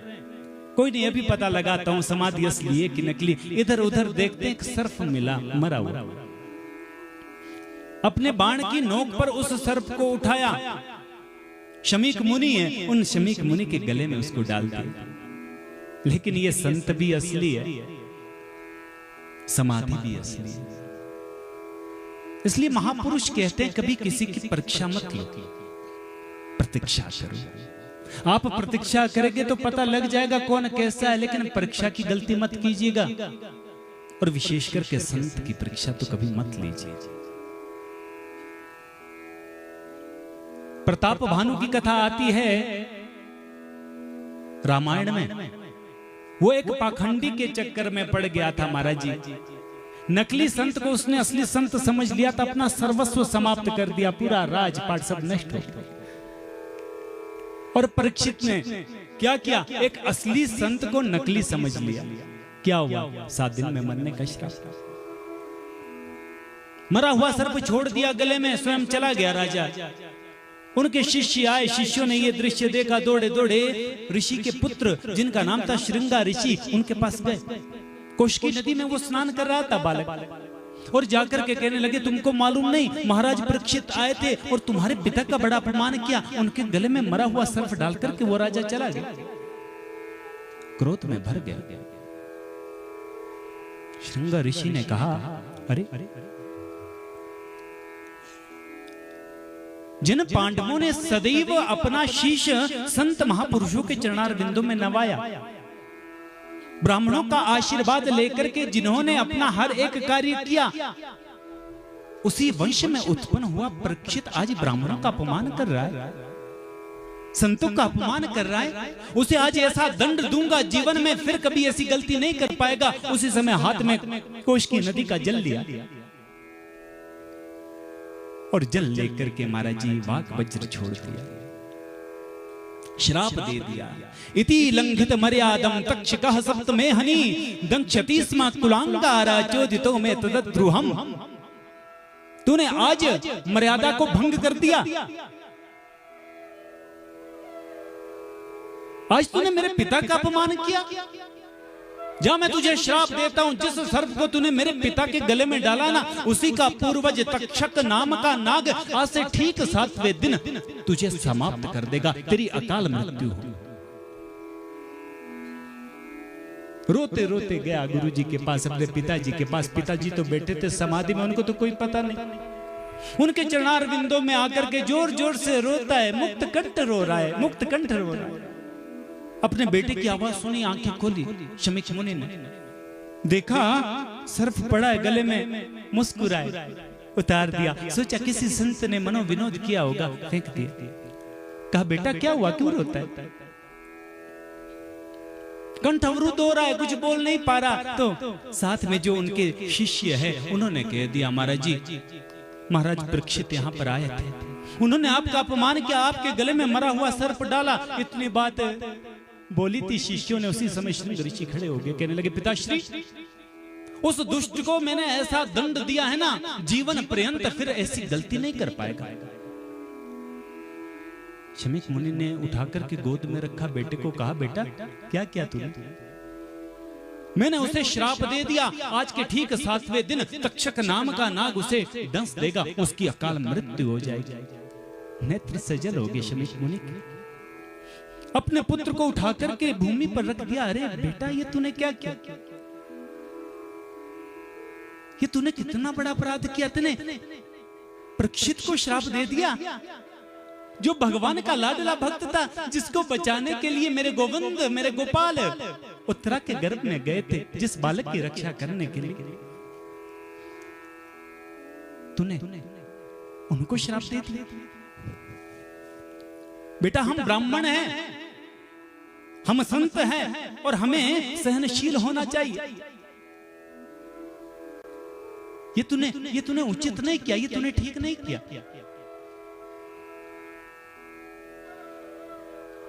बेटा हमारा कर्तव्य बनता था, आज सम्राट हमारे आश्रम में आए थे, ये हमारा सौभाग्य था, क्योंकि इस निर्जन वन में हम केवल उन्हीं के तप के कारण, उन्हीं की सुरक्षा के कारण निर्भीक होकर के रहते हैं वन प्रदेश में।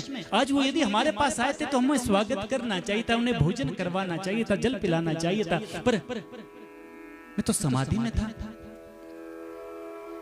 और बेटा तूने ये श्राप देकर के अच्छा नहीं किया, और आज के बाद परीक्षित जैसा धर्मनिष्ठ राजा इस पृथ्वी को नहीं मिल सकता। बेटा ये अंतिम राजा है, आज के बाद जितने भी राजा हो गए वो धर्म निरपेक्ष हो गए, मतलब उनका धर्म से कोई लेना देना नहीं होगा, ऐसे सम्राट मिलेंगे। और यथा राजा तथा प्रजा, जैसा राजा होगा वैसी प्रजा, राजा नास्तिक होगा प्रजा में, प्रजा भी धीरे धीरे नास्तिक होती जाएगी, नाना प्रकार के उपद्रव होने शुरू हो जाएंगे धर्म के बिना। बेटा और याद रखना श्रृंगा, इसका सारा दोष तेरे सिर पे लगेगा बेटा, जो तूने श्राप दिया। चलो अब क्या हो सकता है। गौरमुख नाम के शिष्य को बुलाया, कहा बेटा तुम जल्दी जाओ और जाकर के परीक्षित से कह दो कि मेरे नादान पुत्र ने 7 दिन में मरने का श्राप दे दिया। और अपनी मुक्ति का कुछ उपाय यदि कर सकता है तो कर, और बचने का कोई उपाय नहीं। और यहां पर परीक्षित जी अपने कक्ष में जैसे ही पहुंचे, उन्होंने अपना मुकुट जैसे उतार करके रखा, मन ही मन में विचार करने लगे, आज मुझसे इतना बड़ा कुकृत्य कैसे हो गया, आज इतना बड़ा पाप मुझसे कैसे बन गया। अरे मेरे पूर्वजों ने जिन संत महापुरुषों के चरणारविंदों में नमन किया, जिन महापुरुषों के चरणारविंदों में सदैव अपना मस्तक रखा, आज उन संत महापुरुषों का मुझसे अपमान हो गया। मेरी बुद्धि में ऐसी विकृति आई कैसे। मन में ऐसा विचार कर ही रहे थे, उसी समय गौरमुख नाम का शिष्य वहां पर पहुंच गया। प्यार से बोलेगा जय श्री कृष्ण। कहने लगा, महाराज मैं शमीक मुनि का शिष्य, गौरमुख मेरा नाम।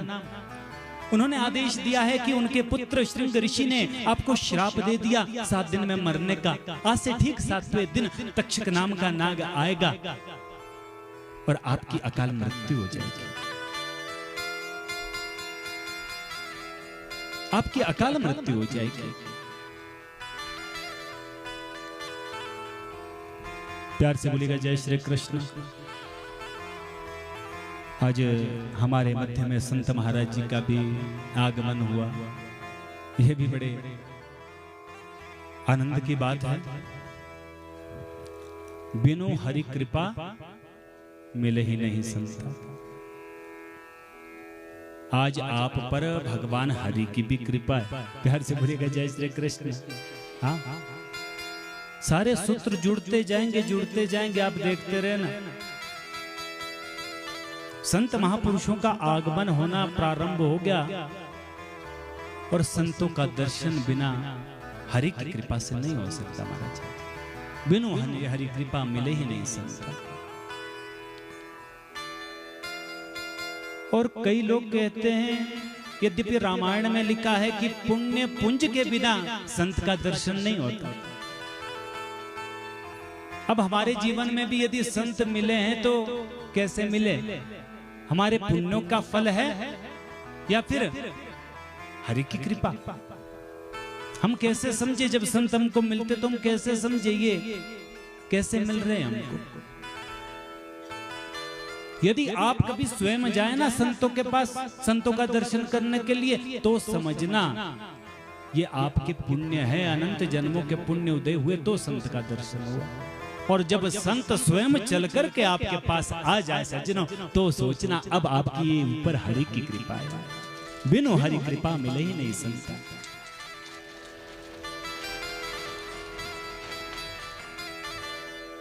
परीक्षित से कह दिया, हे परीक्षित, आप अपनी मुक्ति का उपाय कर लीजिए, आपको श्राप दे दिया। परीक्षित ने कहा, आपके ऋषि कुमार ने मुझे 7 दिन में मरने का श्राप देकर के अच्छा नहीं किया। अरे जिस शरीर से एक ब्राह्मण का, एक संत का अपमान हुआ, उस शरीर को 7 दिन क्या, मैं तो 7 मिनट नहीं रखना चाहता। पर चलो जैसी इच्छा है। तुरंत अपने महामंत्रियों को बुलाया, अपने सबसे बड़े पुत्र जनमेजय को राजगद्दी पर अभिषिक्त करवाया। वन प्रदेश की ओर जा रहे थे, इरावती ने चरण पकड़ लिया, स्वामी कहां जाते हो? कहने लगे, देवी अब तो मेरा कल्याण का मार्ग प्रशस्त हुआ है। आज मेरे ऊपर ठाकुर जी ने जैसी कृपा करी है, वैसी किसी के ऊपर करी ही नहीं। मैं सच कहूं देवी, 7 दिनों तक यदि ब्रह्मा विष्णु शिव भी चाहे ना, तो वो भी मुझे नहीं मार सकते। 7 दिनों तक मुझे कोई मार नहीं सकता। क्यों? क्योंकि संत का वचन। तुम चिंता मत करो। ऐसा कहकर के घर से कुछ लेकर के नहीं गए महाराज जी, खाली हाथ निकल गए और सीधे गंगा के तट पर पहुंचे, शुकताल पर पहुंचे, वहां पर बैठ गए। और जैसे ऋषि मुनियों को पता चला परीक्षित को श्राप मिला है, बड़े बड़े उच्च कोटि के संत महंत महात्मा अमलात्मा मुनिंद्र वहां पर पहुंच गए कि यत्र वसिष्ठश्च वनः शरद्वान रिष्टनेमिर् भृगुरंगिराश्च पराशरो गादिसुतोथ रामा उतथ्य इंद्र प्रमदेत्म बाहो। अत्रि वशिष्ठ परशुराम जी, वेद व्यास जी वहां पर पहुंचे, मार्कंडे ऋषि बड़े बड़े उच्च कोटि के संत महंत सभी पहुंच गए। उन सभी ऋषियों को अपनी ओर आते हुए देखा। ऋषियों ने कहा हमको पता लगा आपको 7 दिन में मरने का श्राप लगा, हम सब आ गए। उठ खड़े हुए परीक्षित हाथ जोड़ के कहने लगे किसने कहा कि मुझको श्राप मिला? मैं श्राप नहीं मानता, मैं तो कहता हूं मुझे तो वरदान दिया। यदि उन ऋषि ने मुझे 7 दिन में मरने का श्राप ना दिया होता या वरदान ना दिया होता तो आप जैसे संत महंत महात्मा अमलात्मा मुनिंद्रों का मुझे दर्शन कहां होता। और मैंने सुना है संतों का क्षण कभी बर्बाद नहीं करना चाहिए, इसलिए तुरंत मैं आपसे एक ही प्रश्न करना चाहता हूं, जल्दी मरने वाले को क्या करना चाहिए? बस आप ये बता दीजिए। अब ऋषि मुनि आपस में चर्चा करने लगे क्या क्या क्या पता है। यदि भगवती की आराधना के लिए बोला जाए तो 9 दिन लगेंगे, नवचंडी करवानी पड़ेगी महाराज जी, 9 दिन लगेंगे। शिव महापुराण करना हो तो 11 से 12 दिन लगेंगे। क्या किया जाए, क्या किया जाए? तो आपस में निर्णय नहीं कर पाए। भाई 7 दिन में मुक्ति का उपाय तो बड़ा कठिन है। लंबी लंबी आयु के जो ऋषि मुनि हैं सब चर्चा कर रहे। और उसी समय दूर से सुखदेव स्वामी आ रहे हैं। बोलिए सुखदेव महाराज की तत्रा भवत भगवान व्यास पुत्रो यदरिच्छया गामठमानो नपेक्षा अलक्ष्यलिंगो निजलाभ तुष्टो वृतश्च बालेरवधूत वेशः। कहा तत्रा भवत भगवान व्यास पुत्र। उसी समय वहां पर वेद व्यास जी के पुत्र सुखदेव स्वामी का प्राकट्य हुआ। सुखदेव स्वामी आए और कहा है भगवान साक्षात भगवान ही प्रकट हुए वेद व्यास जी के पुत्र के रूप में। मानो साक्षात भगवान ही सुखदेव का रूप धारण करके आए। क्योंकि परीक्षित को पहले भी अस्त्र चलाया गया था, ब्रह्मास्त्र छोड़ा था किसने? अश्वत्थामा ने।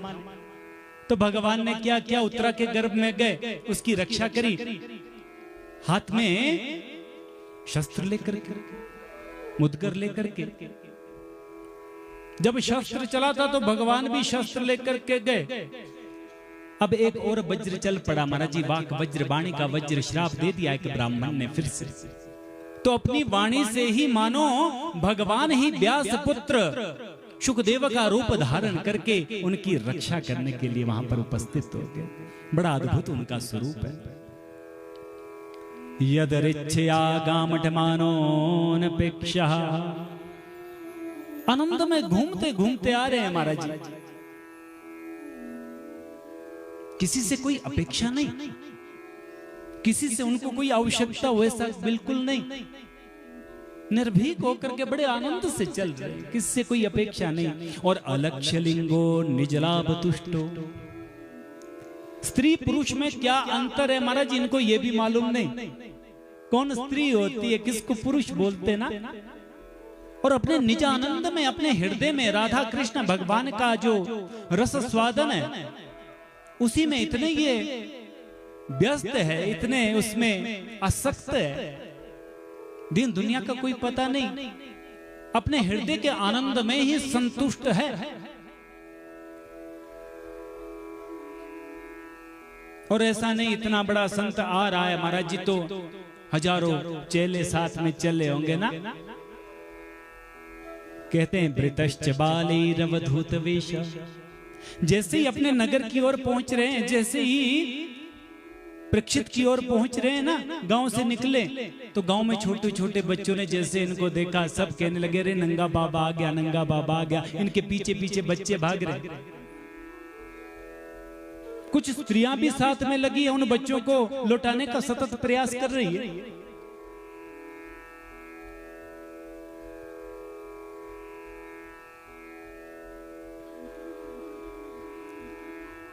सुखदेव जी को आते हुए देखा। एक संत ने कहा परीक्षित समझो मुक्ति होगी। सुखदेव आए, अब चिंता मत करना, अब तो समझ लो तुम्हारी मुक्ति हुई। उठ खड़े हुए परीक्षित, प्रणाम करने लगे, वंदन करने लगे, सुंदर आसन पे बिठाए। वो जो बच्चे स्त्रियां जो आई थी, बोले जिसको हम पागल समझ रहे थे, जिसको हम नंगा बाबा समझ रहे थे, ये तो कोई सिद्ध पुरुष है। सम्राट स्वयं इनके चरणार बिंदु में नमन कर रहा है, भयभीत होकर के भाग गए। अब परीक्षित ने हाथ जोड़ करके बड़ी सुंदर स्तुति करी कि ये शाम संस्मरणात् पुंसाम सद्यः शुद्ध्यन्ति विगृहा किम पुनर्दर्शन स्पर्श पादशोचासनादिभिः। जिन महापुरुषों का स्मरण मात्र करने से ही गृहस्थियों के घर पवित्र हो जाते हैं, वो आप जैसे संत ही तो है। केवल स्मरण मात्र से समस्त गृहस्थियों के घर पवित्र हो जाते हैं। और यदि आपका दर्शन भी मिल जाए तो कहना क्या महाराज जी, और दर्शन के साथ साथ यदि आपके चरणार बिंदु को छूने का अवसर भी मिल जाए तो कहना क्या, और चरणार बिंदु को छूने के साथ साथ आपको आसन देने का मौका मिल जाए, चरण धुलाने का मौका मिल जाए तो क्या बात है महाराज जी। और साथों साथ आपकी रसमयी वाणी को सुनने का भी अवसर मिल जाए तो कल्याण का मार्ग प्रशस्त हो जाए। प्यार से बोलेगा जय श्री कृष्ण, आनंद आ जाए। उतने में संत ने कहा, बोली ज्यादा प्रशंसा इनकी मत करो, ये उनमें से नहीं जिनको अपनी प्रशंसा सुननी अच्छी लगती है। जल्दी जल्दी अपने काम की बात करो, नहीं तो निकल जाएंगे।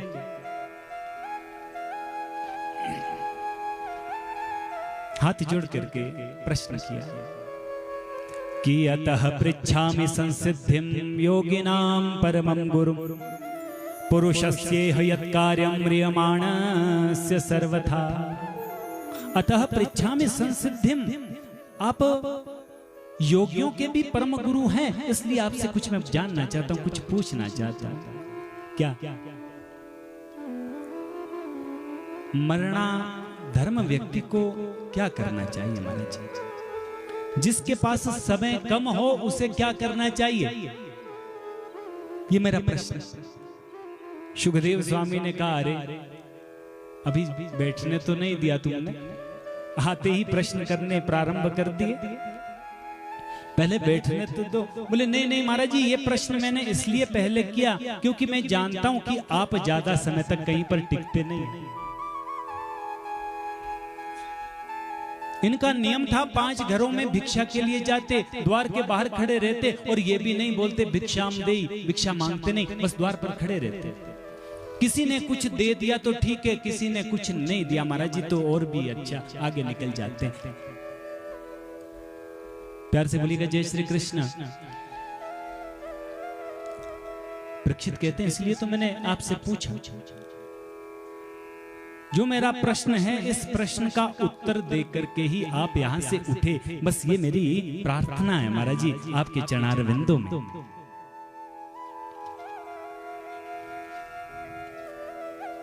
और अब केवल और केवल आपके वचनों का आश्रय मैं चाहता हूं।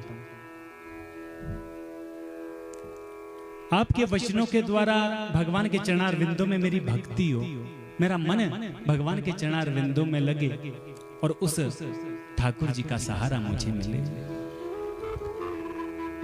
आसरा इस जहां का मिले ना मिले, पर हमें आपका सहारा चाहिए प्रभु जी। तो आइए हम भी ठाकुर जी से प्रार्थना करें कि ठाकुर जी संसार छूटे छूट जाए, लेकिन आपका जो नाम है ये कभी ना छूटे। आपका जो सहारा है सदैव हमको प्राप्त होता रहे, सदैव हमको मिलता रहे। एक भक्त ने बड़ी सुंदर रचना रची है।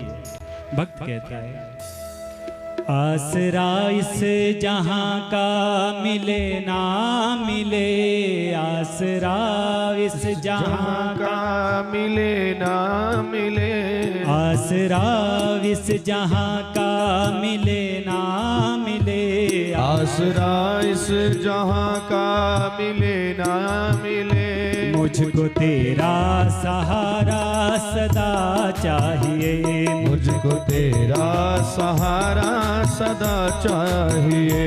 आसरा इस जहां का मिले ना मिले, आसरा इस जहां का मिले ना मिले, मुझको तेरा सहारा सदा चाहिए, मुझको तेरा सहारा सदा चाहिए। चांद तारे फलक पर दिखे ना दिखे, चांद तारे फलक पर दिखे ना दिखे, मुझको तेरा नजारा सदा चाहिए, मुझको तेरा नजारा सदा चाहिए। बोलिए वृंदावन बिहारी लाल की।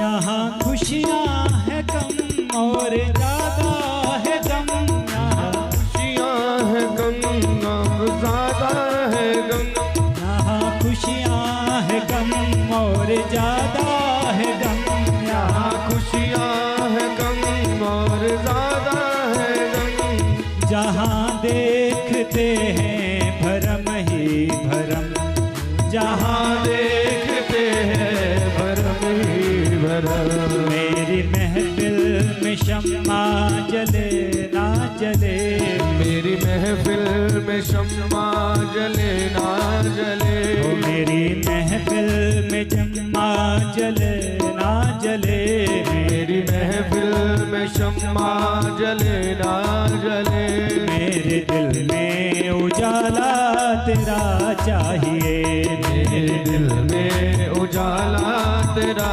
चाहिए। आसरा इस जहां का मिले ना मिले, आसरा इस जहां का मिले ना मिले, मुझको तेरा सहारा सदा चाहिए, मुझको तेरा सहारा सदा चाहिए।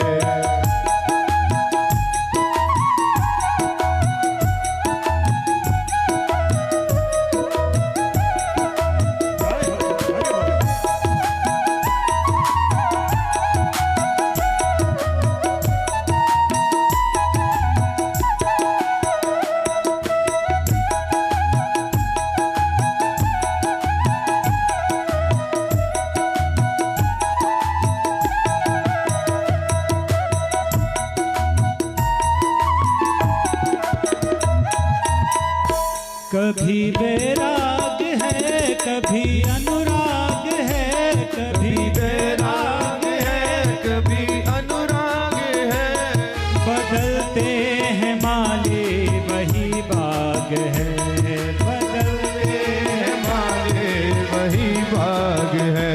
मेरी चाहत की दुनिया बसे ना बसे, मेरी चाहत की दुनिया बसे ना बसे, मेरे दिल में बसेरा तेरा चाहिए, मेरे दिल में बसेरा तेरा चाहिए। ओ आसरा इस जहां का मिले ना मिले, आसरा इस जहां का मिले ना मिले, मुझको तेरा सहारा सदा चाहिए, मुझको तेरा सहारा सदा चाहिए, मुझको तेरा सहारा सदा चाहिए, मुझको तेरा सहारा सदा चाहिए, मुझको मुझको तेरा सहारा सदा चाहिए, मुझको तेरा सहारा सदा चाहिए। बोलिए वृंदावन बिहारी लाल की जय। ठाकुर जी बस आपकी महती कृपा सदैव बनी रहे। प्रभु आपसे बस यही प्रश्न करना चाहता हूं कि जल्दी मरने वाले को क्या करना चाहिए।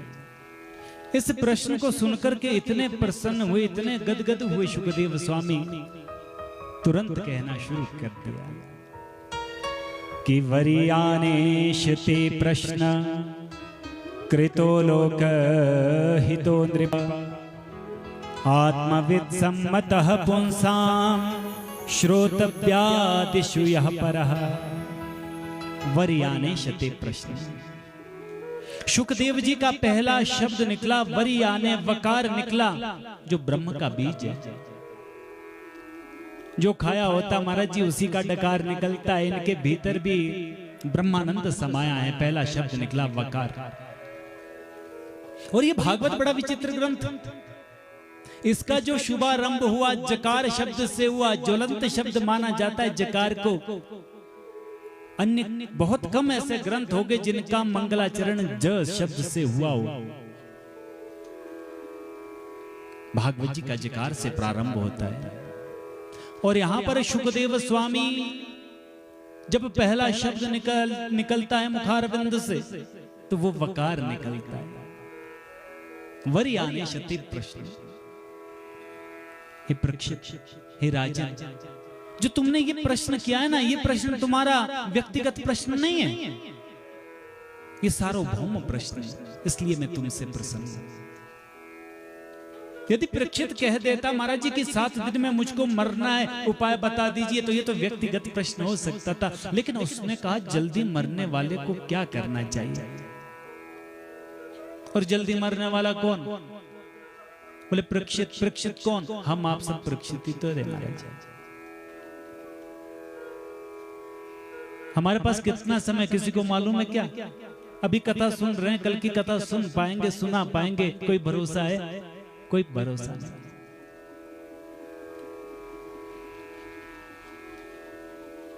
और 7 दिन में मरने का श्राप लगा है तो परीक्षित को लगा है 7 दिन में मरने का श्राप। हम आप परीक्षित, हमको भी 7 दिन में ही मरने का श्राप लगा है। 8वां दिन तो हमारे लिए भी नहीं आना। 7 बार है ना, उसी में ही एक ना एक दिन हमारे लिए भी निश्चित किया होगा ठाकुर जी ने। तो हम सब परीक्षित ही तो है और हमारे लिए ही ये प्रश्न है। शुकदेव ने कहा परीक्षित, सबसे पहले तो तुम ये देखो जीवन है कितना।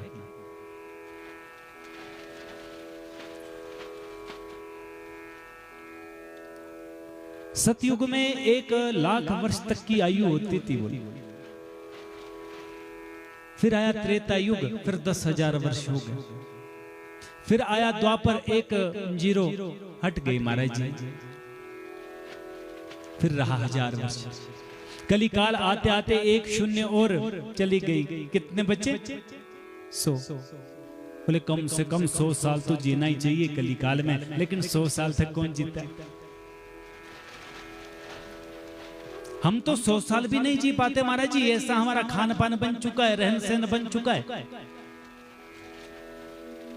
चलो मान लिया 100 साल तक की आयु है, तो उन 100 सालों में हमने क्या किया जरा विचार तो करिए। जीवन लंबा हो ना हो महाराज जी, जीवन बड़ा होना चाहिए, विस्तृत होना चाहिए। आद्य गुरु श्री शंकराचार्य जी की आयु कितनी? केवल 31 वर्ष की आयु में ही उन्होंने महाराज जी सनातन धर्म की ध्वजा को फहरा दिया था पूरे संसार में। 31 वर्ष की उनकी आयु। उनकी आयु कितनी बड़ी थी ये महत्वपूर्ण नहीं है, उन्होंने जीवन में क्या किया महाराज जी ये महत्वपूर्ण है। जीवन बड़ा होना चाहिए, लंबा जीवन हो, किसी काम का नहीं, क्या फायदा। हमारा जीवन 100 वर्ष का है तो जरा विचार करके देखिए, 100 वर्ष का हमारा जीवन है तो 100 में से 50 वर्ष तो हमारे सोने में ही निकल जाते हैं। प्यार से बोलेगा जय श्री कृष्ण। हाँ, दिन में काम करते, रात्रि को सो जाते हैं महाराज जी। जो दिन में सोते हैं जोड़ करके 12 घंटे समझ लीजिए, 12 घंटे का दिन, 12 घंटे की रात, तो सीधे सीधे 50 वर्ष तो सोने में निकल गए। बचे कितने? 50। उसमें से 25 वर्ष तो महाराज जी कुछ पढ़ने के लिए भी चाहिए ना। कल के लिए शादी करनी है, बच्चे होंगे, लालन पालन उनका करना पड़ेगा, तो विद्या अध्ययन आदि में लग जाते 25 वर्ष। बचे कितने? 25। बोले फिर शादी हो गई, फिर श्रीमती जी आ गई घर में, फिर हम आज्ञाकारी बन गए। पत्नी जी बोलती है खड़े हो जाओ, खड़ा होना पड़ेगा, कहेगी बैठो, बैठना पड़ेगा। प्यार से बोलेगा जय श्री कृष्ण। हाँ, ससुरारी भाई प्यारी जब ससुराल का सुख तो गजब का होता है महाराज। जिनके ससुराल है ना वो जानते हैं, जिनका ससुराल अभी नहीं बना महाराज जी वो नहीं पहचान सकते। ससुराल का सुख एक और, 4 धाम का सुख एक और। 3-4 दिन तो सासू जी ऐसी सेवा करती है, ऐसी सेवा करती है पूछो मत। और यदि ज्यादा दिन आप रहोगे ना सासू जी के घर में, ससुराल में, हाथ में दराटी दे देगी सासू जी, बोलेगी चलो जवाई जी जरा थोड़ा घास काट करके आते। मैं विनोद जी के लिए नहीं बोल रहा, प्यार से बोलेगा जय श्री कृष्ण।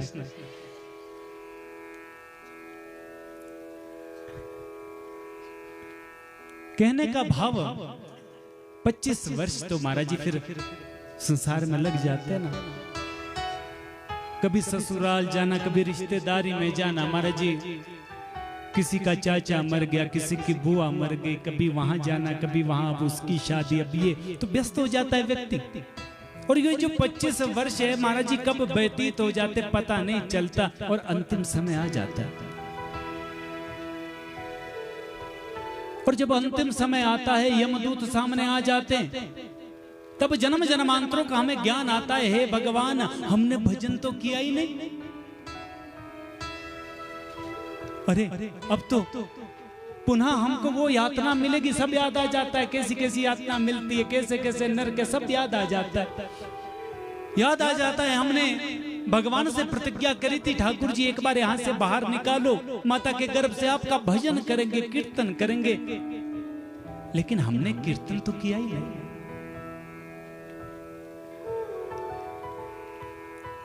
उस समय जीव कहता है भगवान से, प्रभु हमको पता नहीं लगा, आप थोड़ी सी घंटी बजा देते, थोड़ा सचेत हमको कर देते। भगवान ने कहा हम तो घंटी बजाते रहते, तुम्हारी समझ में नहीं आती तो क्या करते। मैंने कहा था ना हमारा शरीर हमारा गुरु, ये हमको शिक्षा देता है। भगवान घंटी बजाते रहते, सबसे पहली घंटी भगवान ने बजा दी, क्या? काले बाल सफेद हो गए। भगवान ने पहली घंटी बजा दी, भाई जुल्फे खूब बिखरा दी, बस अब छोड़,